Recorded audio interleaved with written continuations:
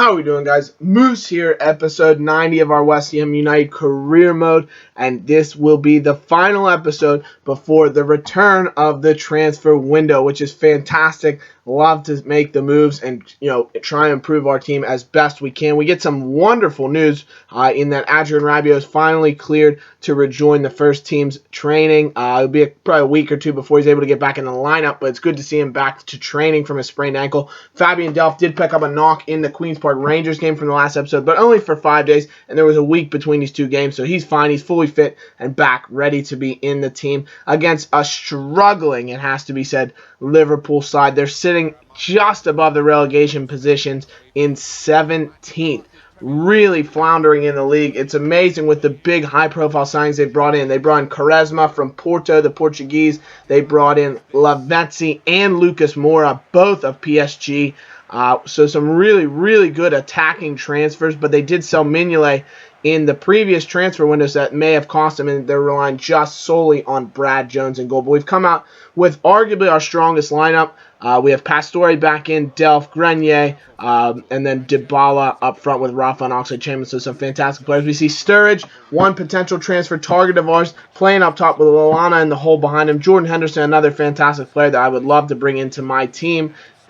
In central midfield, Brad Jones in goal, Luis Alberto you see starting up front, but Lucas and Lavezzi both on the bench. We get off to a lovely start, a nice passing move both times here, a couple of really nice chances, lovely bit of interplay there with Rafa on the wing. Good 1-2 between him and Grenier, but he's not able to get that final ball into the box. Another beautiful piece of invention by Aaron Cresswell as he floats the ball over the top for Javier Pastore, but unfortunately doesn't have the strength to hold off the Liverpool defense, and they bundle it away. Grenier's header from about 18 yards away doesn't have the power on to beat Brad Jones, and really not a ton of chances in the early going. Rafa, another beautiful link up, this time with Javier Pastore, flicks it back in for the Argentine. He's not able to find him, and Fabian Delph's right-foot shot skewers well above the goal. But second half, the first chance does come to Liverpool. Joe Allen, the former Swansea man, plays the ball into Lavezzi, who's come off the bench. He links up with Lallana, and Ezekiel Lavezzi with a phenomenal finish.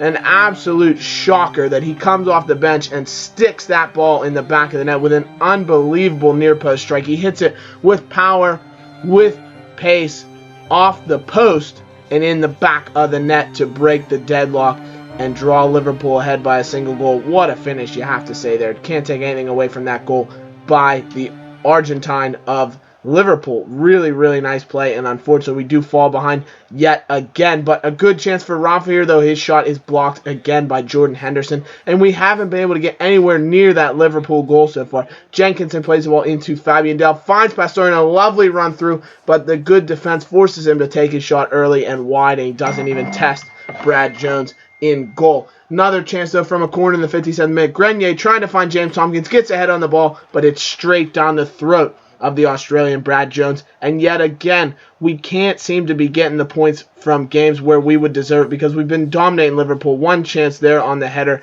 from Sturridge, but thankfully for us, it's a simple save for Bernd Leno. Another good chance, so with Rafa coming at that left-hand side, he's been really influential. Cresswell plays across into Dybala at the back post, finds Oxlade-Chamberlain, but he's not able to control that ball in the center of the box from around the penalty spot.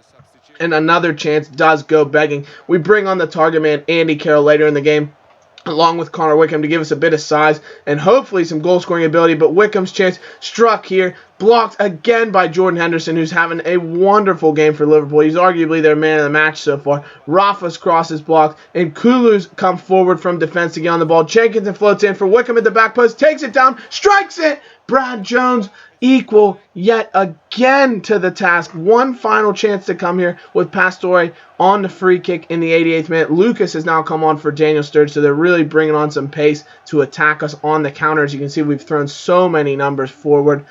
Finally, Pastore looking to flick in for Andy Carroll at the back post. Tries to find him, but unfortunately he's not able to get anywhere near the ball. This does trickle away in the 88th minute.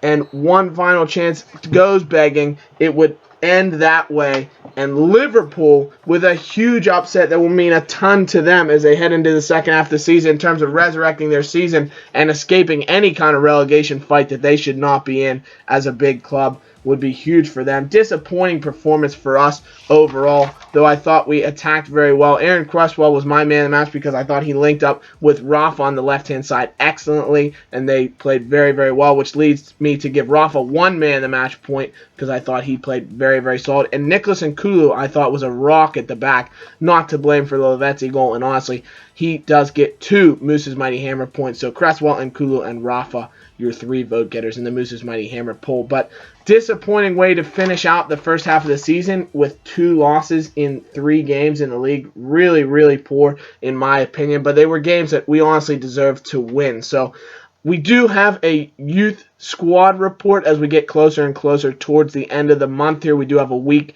before we get to January 1st, which ironically does have a match on it against Queen's Park Rangers. But we do get a note that Danny Pym says he wants to come up to the first team. He's a 16-year-old striker, and he does want to get a call-up. That's fine if you want to get some experience, but he's not very good. Take a look at him, 61 to 65 overall. He's 17, actually, which is even worse. And he wants to call it up. But, I don't want to lose him, so I figure I'll give him a call up to the team, maybe get him out on loan in the January transfer window if we can. He does accept his contract, which is fantastic for us. We then see Rabiot says he's okay to play once we get to that New Year's Day game against Queen's Park Rangers. Again, another matchup with them, our second time in matter of weeks. But we'll have to see what the team looks like. We get one final U squad report because it's the first of the month. And you know what that means, guys.